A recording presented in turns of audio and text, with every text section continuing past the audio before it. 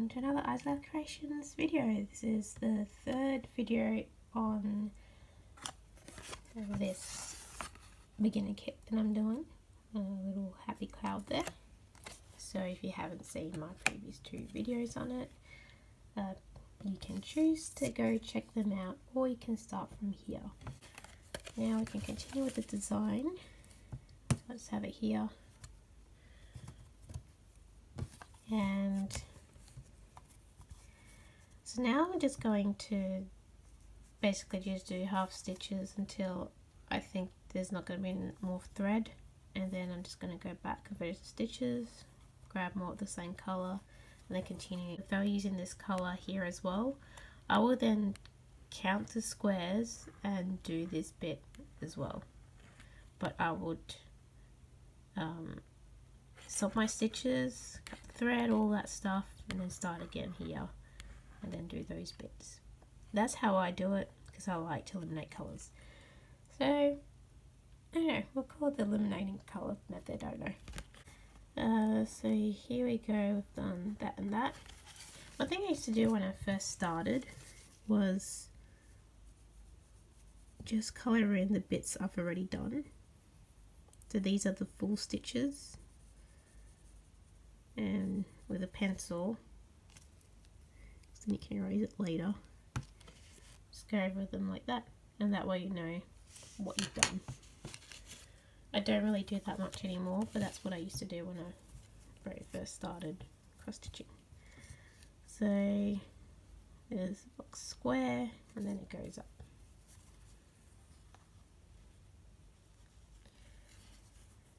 So as I do this, you will notice that I will sometimes cross a stitch, and I'm constantly aware of what's half stitches and what's not. So here, if I go here, I could go here and then could do it. There's so many possibilities. I'll just do it like this for now. So because my thread is on this side and I need to do these two, I will cross this one.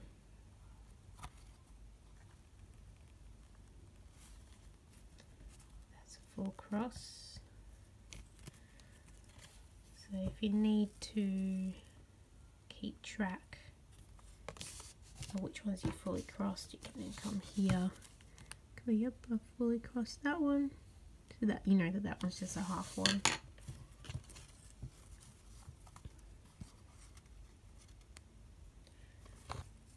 So that will be another half one there. And I usually try to do it so that I don't have to put my needle under all the time to keep it all at the same direction. So I will cross things sometimes just to make things easier, I guess. If that makes sense. Again, so one up, then across, and then up.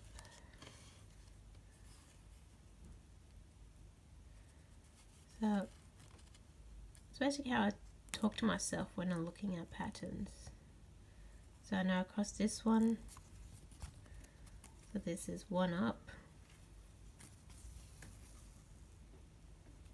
across here,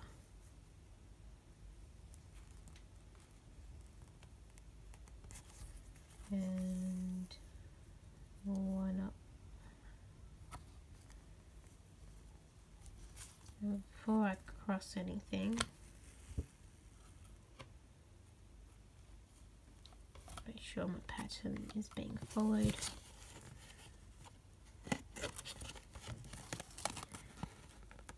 So got the 4 there, the square, that one there, and that one doesn't have any on this side, so I'm now going to cross that one to continue to go over here. So then that will be one across and up, continue.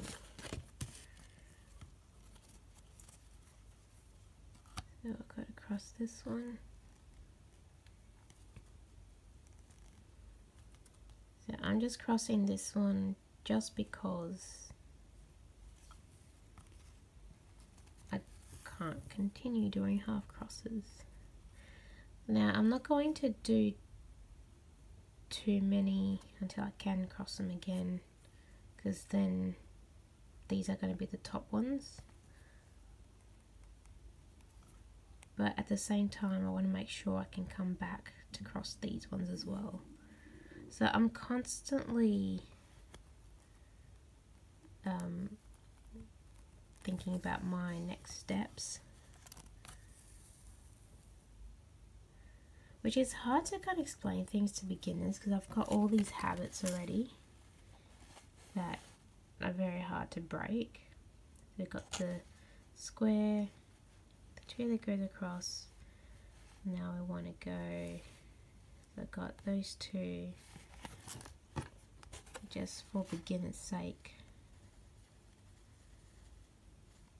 You can tell yourself that you've crossed that one, so you don't have to cross it again. And you can see that's crossed there, so that's a good guide as well. And I've gone up the top, and I'm going to have to cross that one as well.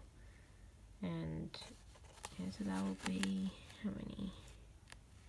1, 2, 3, 4, 5. The fifth one is a little down there.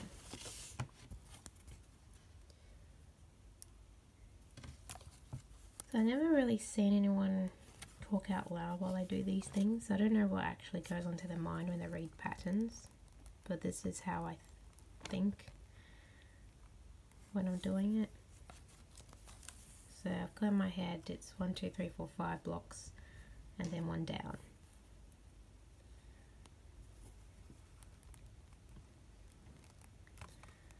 And I've chosen to come here first. One as a guide. Actually, that's wrong already, because I want that one to be the top stitch. So I need to go back in there. Yep, I'm already doing it wrong. Back in there. Me not paying attention. From this one. Actually, that was right. I don't know. So I'm going to thread it underneath there. Continue my stitch.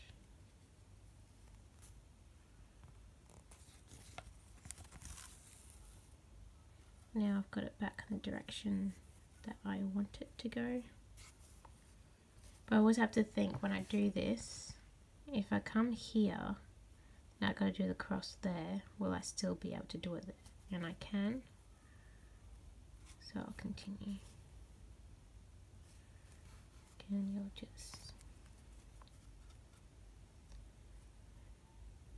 So the way I do things, you kind of have to keep track of what you're doing. Or else you're not going to be able to cross over things. And I tend to keep a mental map of the pattern anyway. So I still know that I need to go 5 across. Of course, if you're a beginner, you want to check your pattern constantly just to make sure you're doing the correct thing. You know, I've had times where I've made mistakes and instead of going back, I just drew over the mistakes with line.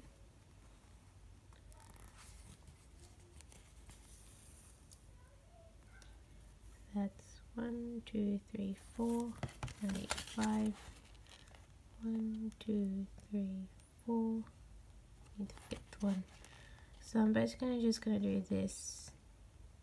I'm probably going to cross that one, go there, come back, go around, or maybe come back and continue up if I think there's enough string, then come back down and cross those ones.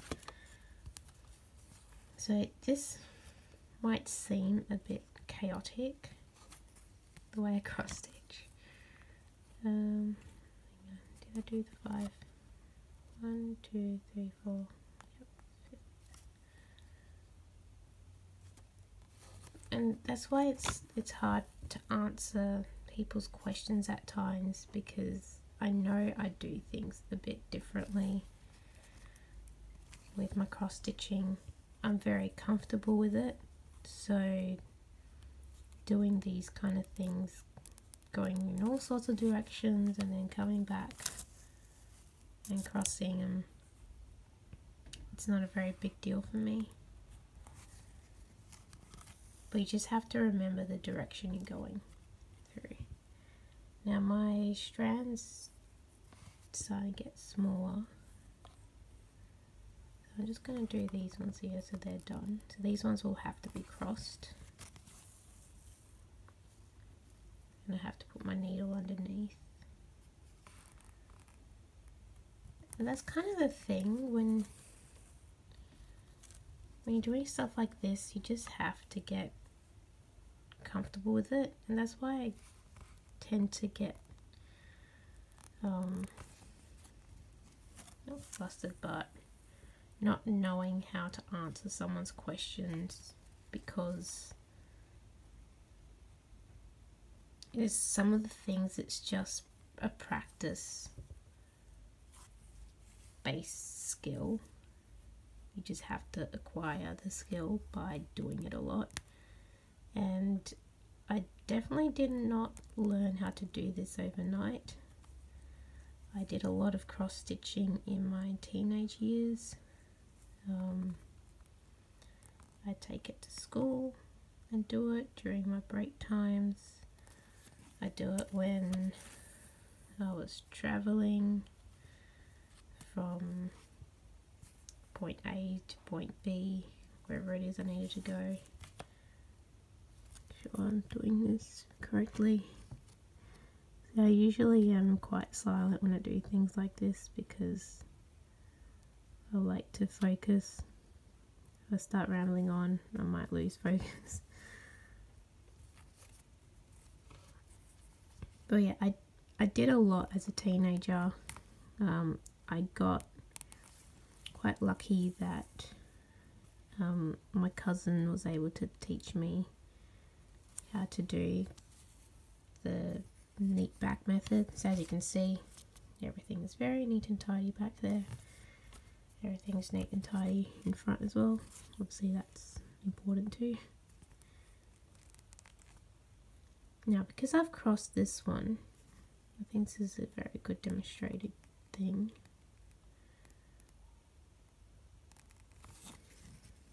And see here, that's the thing going back and forth all the time, is that now I'm on here, so there'll be a double strand, and I don't really want double strands, but I still want to keep things neat. So what I would do in this case is you can travel the line underneath things all the time.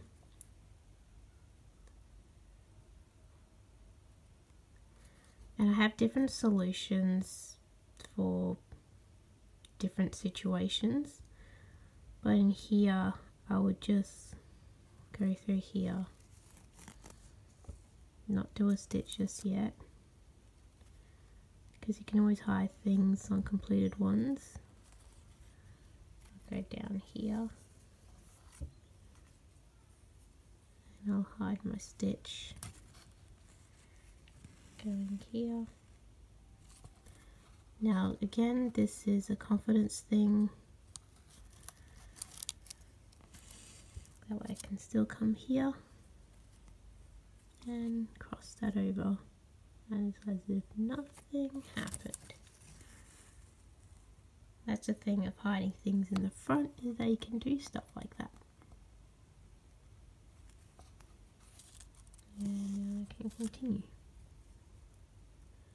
So there's still across there, and there's still across there. Those crosses are done. Again, if you're starting off and you want to keep track like this.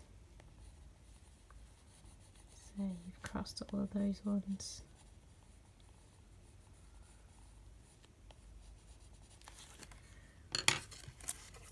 And I find with things like cross stitching, embroidery, sewing, everyone's going to have their own style of doing things, and I know that doesn't really help in terms of learning a technique, because you can always learn the technique.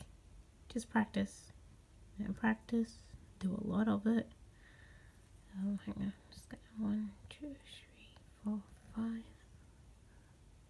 2, 3, 4,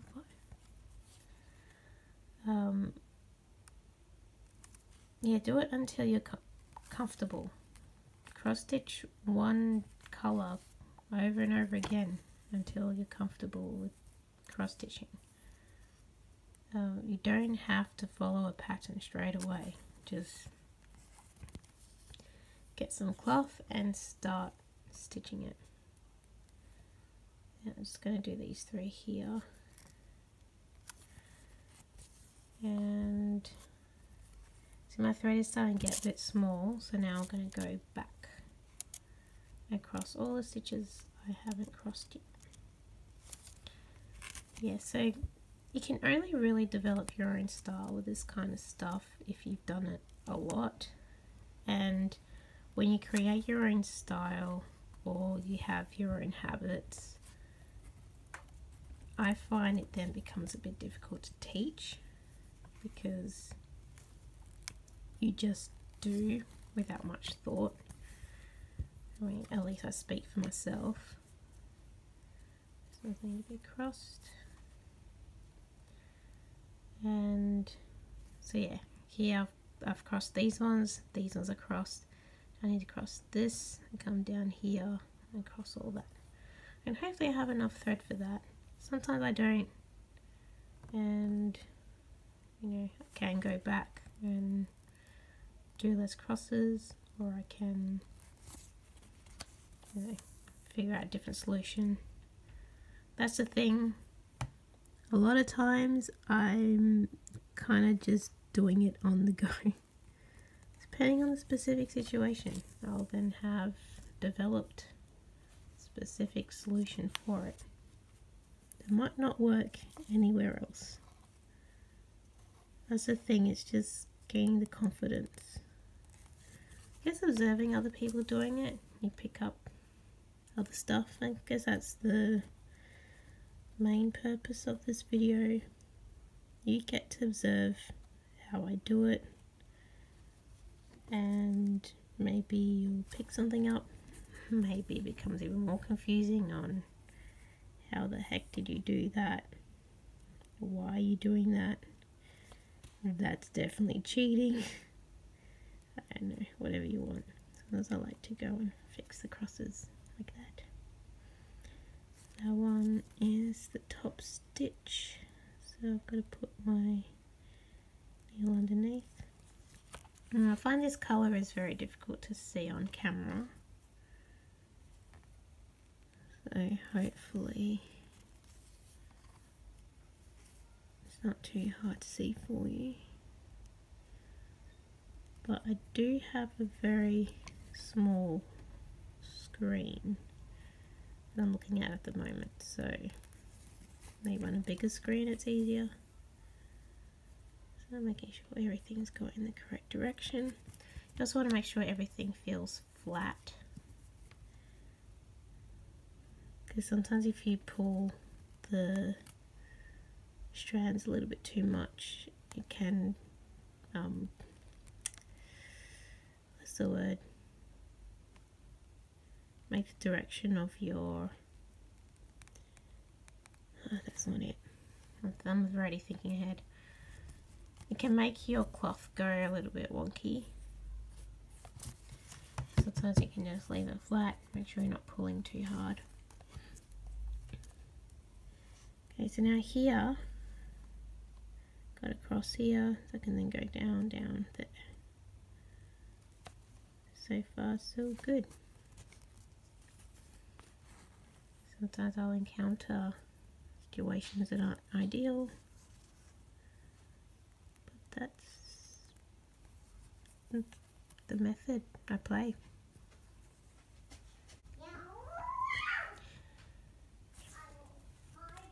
Just had a bit of an interruption, but I'll continue on. Now there's something weird going on in here. It's just the strand just twisting a bit. It's alright. That's going the same direction, that's going the same direction, that's going the same direction. That one even crossed. Yes it is.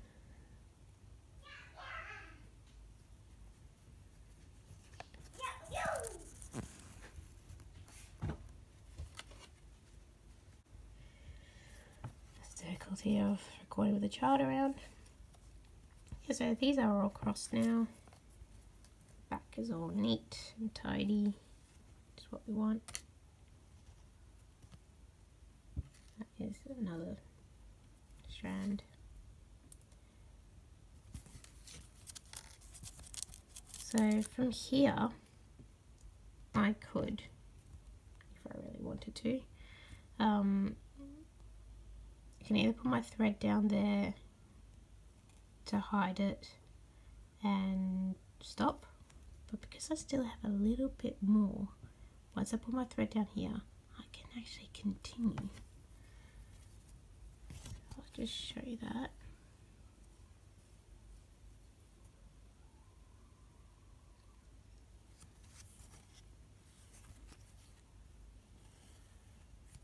Bring the thread up to the top. So my next video, can't really record anymore because my child wants attention. Fair enough. I'm going to show you what I do in this situation when I still have a little bit more thread and I'm about to finish it off, but I don't want to finish it just yet. I might want to do a few more stitches. That's in the next video. Bye.